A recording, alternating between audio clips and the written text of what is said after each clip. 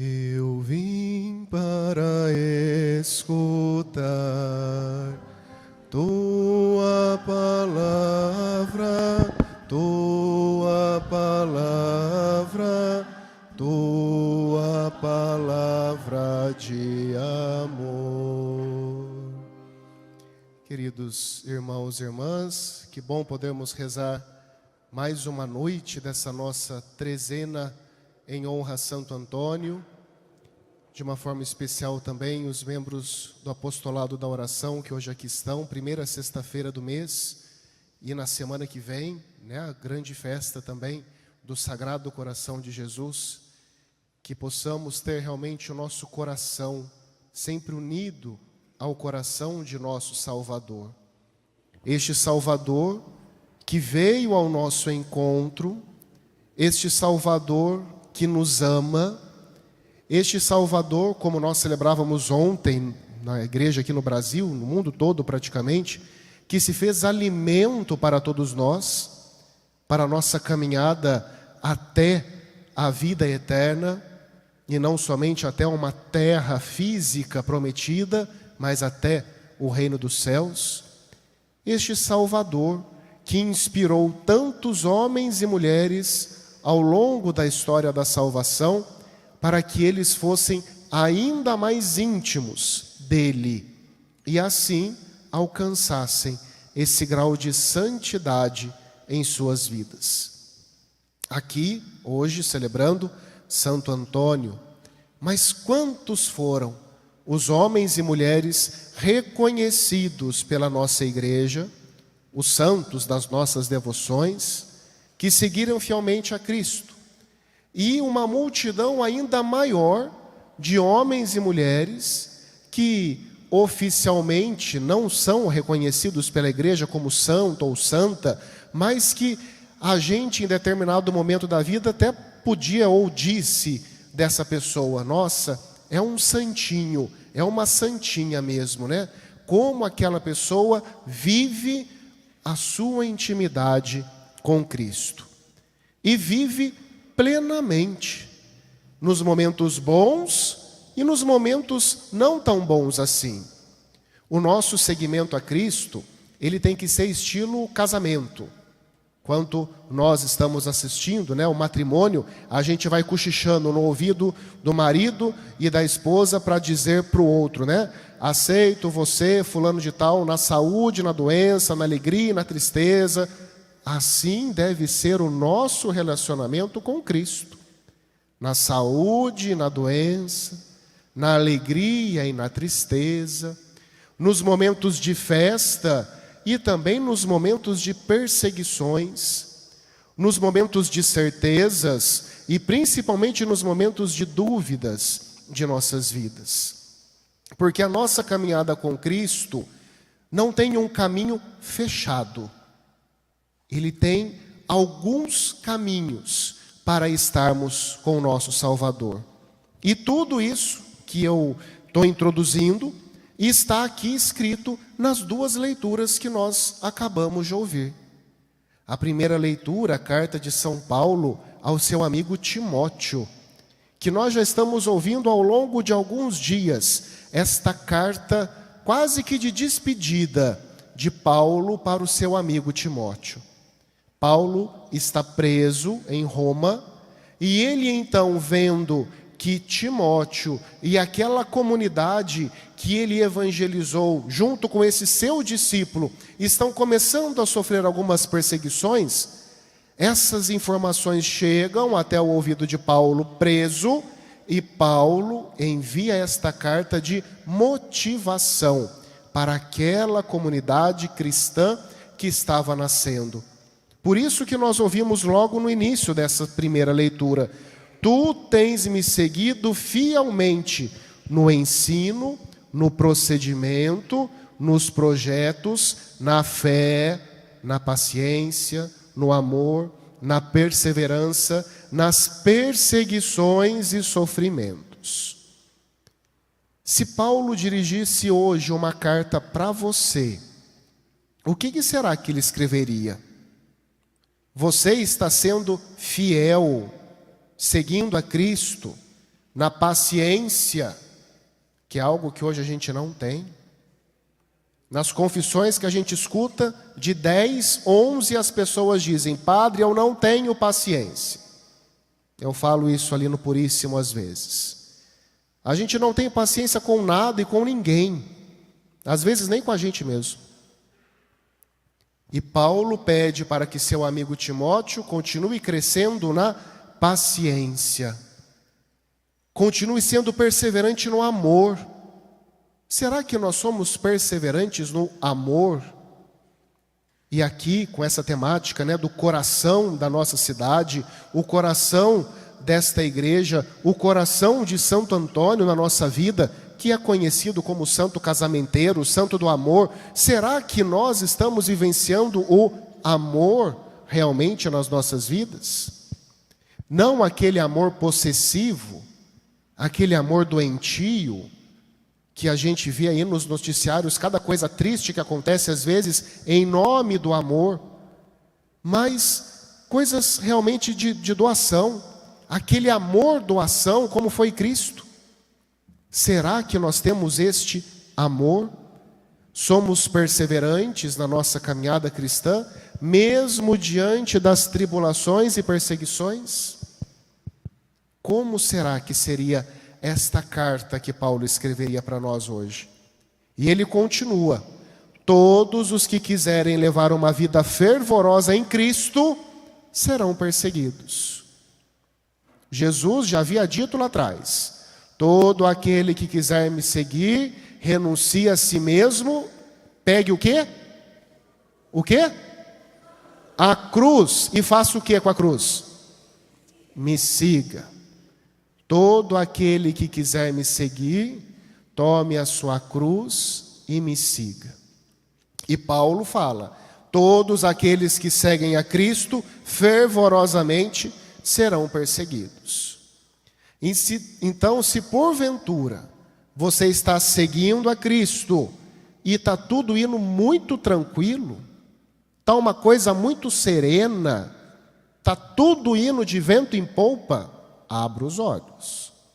Alguma coisa não está tão certa assim.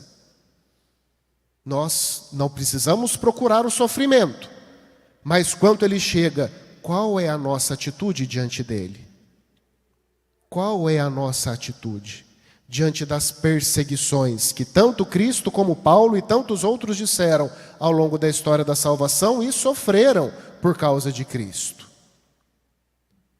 Se você quer ter uma experiência profunda de fé, vá algumas vezes visitar os hospitais. Os ministros extraordinários da Sagrada Comunhão, que servem a comunhão tanto na igreja como também aos enfermos, eles veem lá nos hospitais muitas e muitas provas de amor e de entrega a Cristo no sofrimento. Naquele período tenebroso da pandemia que nós passamos, eu era recém-ordenado e lembro que estive tanto na Santa Casa de Aparecida como na aqui de Guará, passando com o Santíssimo em todas as alas do hospital, inclusive na ala da Covid. Era cada coisa que a gente via, mas era cada experiência de fé que nós também presenciávamos. A gente pensava que estava fazendo muita coisa e, óbvio, levávamos Jesus Eucarístico, esses nossos irmãos, mas como a gente saía revigorado na nossa fé. Nos sofrimentos, na enfermidade, o seguimento a Cristo, provado, vivenciado e testemunhado. E é isso que Paulo continua dizendo nessa primeira leitura: se querem conhecer o caminho da salvação, vejam as Sagradas Escrituras, vivenciem aquilo que a palavra de Deus cada dia diz para você, e não guarde para si, seja testemunha. Por isso que falei no início, o seguimento a Cristo tem alguns caminhos que nós podemos seguir. Qual deles será que nós estamos seguindo? A prática do amor, a prática da caridade, o conhecimento das Sagradas Escrituras, e, acima de tudo, o testemunho que nós precisamos dar deste segmento. Não adianta fazermos uma novena, uma trezena, um tríduo, termos enfeitado as ruas ontem, ter gritado ontem nas procissões que Jesus é o nosso Salvador, isso e aquilo, se só fica naquele dia, naquele momento, naquela novena, naquela trezena. Tem que ser todos os dias de nossa vida. Este testemunho, esta prova de amor de Cristo por nós, e uma vez assim, nós pelos nossos irmãos. Porque nem o próprio Cristo viveu, vamos dizer assim, um caminho fechado dentro do anúncio e do testemunho da sua vida. E isso nós vimos no Evangelho de hoje. Jesus, que está ensinando, e as pessoas que ficam maravilhadas com os seus ensinamentos, uma dessas pessoas dizem para Cristo: olha, mas você não é aquele descendente de Davi? Você não é aquele ao qual Davi é o pai? Dentro das tradições judaicas, existiam muitas manifestações ou tradições messiânicas, ou seja, de onde viria o Salvador. E uma das tradições dizia que o Salvador, o Messias, viria da descendência de Davi, só que, e isso é um fato, as Sagradas Escrituras nos dizem, só que o povo naquela época ficou fechado naquilo. Então Jesus veio da descendência de Davi, ele deve ser então um tataraneto de Davi e pronto. Colocavam Jesus cerceado dentro de uma redoma, como se ele não pudesse fazer nada além daquilo que Davi um dia havia feito ou havia anunciado. E Jesus então usa das próprias falas de Davi para alargar os horizontes daqueles homens. Vejam o que o próprio Davi disse lá atrás: aquele Salvador será o meu Senhor. É a fala neste Evangelho que é do Salmo 110, o versículo 1 do Salmo 110. Davi, que escreve o Salmo, já falando do Salvador, que não vai ser o seu filho, o seu neto, o seu tataraneto, a sua descendência simplesmente, mas vai ser o seu Salvador. E daí, qual é o esquema, entre aspas, que nós temos de Jesus na nossa vida? Será que Jesus está na nossa vida num esquema fechado? Será que Jesus está na minha vida somente de um jeito que eu quero, o meu Jesus? Ou será que Jesus está na minha vida como Jesus Salvador? Como aquele Jesus que veio e usou de diferentes modos e pessoas para fazer um anúncio do reino dos céus. Pensem se Jesus tivesse parado num único momento de sua vida. Se ele tivesse feito um anúncio somente aos discípulos e não tivesse chegado aos mestres da lei, aos fariseus, aos pagãos e por aí vai.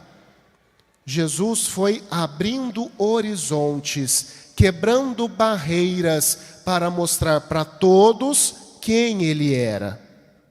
E este segmento os santos deram em suas vidas. Um tal Fernando, nascido em Lisboa, queria ser agostiniano. Só que, depois de um tempo, ele resolveu tomar o hábito franciscano para a sua vida. Enquanto tomava um barco para ir para um outro lugar para evangelizar, uma tempestade muito forte jogou aquele Fernando para as terras da Sicília, no sul da Itália. E lá ele foi evangelizando. E lá ele foi abrindo horizontes. E lá ele toma o nome de Antônio. E assim, do seu jeito simples, aquele Fernando, assim como Paulo, assim como Timóteo, seguindo o próprio Cristo, ele foi abrindo horizontes na sua vida, para que pudesse chegar aos corações de tantas pessoas. Tanto que chegou aqui em Guaratinguetá também, há muitos e muitos anos. E a gente percebe como o povo tem o seu coração próximo ao coração de Fernando, ou, obviamente, de Santo Antônio de Pádua. Que nós possamos contar, então, com a intercessão dos santos nas nossas vidas, para que assim a gente também quebre alguns esquemas que nos deixam tão enrijecidos na nossa fé e passemos realmente a testemunhar a Cristo a todos os nossos irmãos com coragem, baseado naquilo que a palavra de Deus nos diz, com ternura e, acima de tudo, com testemunho. Os santos são as maiores testemunhas deste seguimento a Cristo. Se nós queremos alcançar este grau de santidade, assim como foi Antônio e tantos outros, que nós possamos então seguir a Cristo, não num esquema fechado, mas vivenciando verdadeiramente a nossa fé. E cada um sabe como bem vivenciar a sua fé no seu seguimento e, acima de tudo, no seu testemunho de Cristo em nossas vidas. Que essa trezena de Santo Antônio ajude os seus devotos, os paroquianos e todos aqueles que aqui frequentam a verdadeiramente amar a Cristo e ter o seu coração unido ao coração de nosso Salvador. Glória ao Pai, ao Filho e ao Espírito Santo.